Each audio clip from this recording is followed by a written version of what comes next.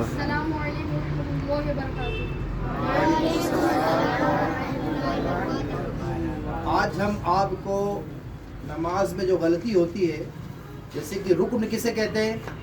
قیام ایک رکن ہے، قیام رکوع ایک رکن ہے، سجدہ ایک رکن ہے، تشہد میں بیٹھتے ہیں تحیات پڑھتے ہیں وہ ایک رکن ہے۔ سمجھ میں آ گئی نا بات؟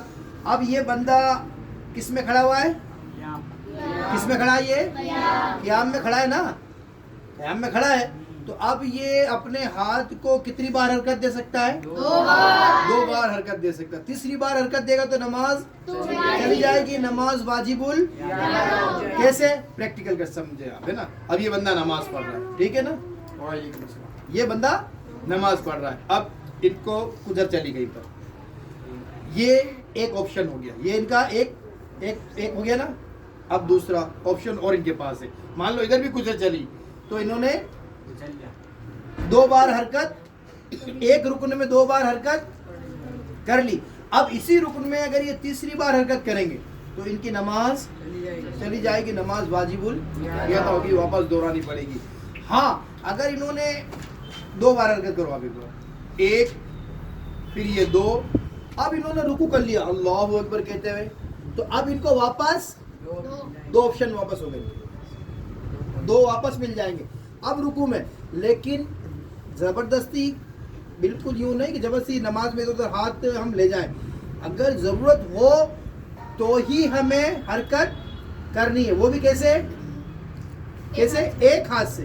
اب بہت سے لوگ کیا کرتے ہیں، جب رکوع سے اٹھتے ہیں، رکوع میں جاتے ہیں یہ گئے، اب رکوع سے اٹھتے ہیں تو دونوں طرف سے اپنے کپڑوں کو صحیح کرتے ہیں، ایسے بھی ان کی نماز چلی جائے گی، نماز واجب الادا ہوگی۔ پھر لوگ کیا کرتے ہیں، جب سجدے میں جاتے ہیں تو سجدہ کر کے بتاؤ کیا کرتے ہیں؟ نہیں، کھڑے ہو سجدے میں اپنے کپڑے کھینچ کے جاؤ۔ ہاں بہت سے لوگ ایسے سجدہ کرتے ہیں، دونوں ہاتھ سے اپنے کپڑے کھینچ کر جاتے ہیں، یہ منع فرمایا گیا ہے، ایسے بھی ان کی نماز چلی جائے گی، نماز واجب الادا ہوگی۔ تو نماز میں یہ غلطیاں نہیں کرنی ہے، ٹھیک ہے نا؟ اب ہم سوال پوچھیں گے بھائی علی قریشی سے، آپ بتائیے ایک رکن میں کتنی بار حرکت کرنے کی اجازت ہے؟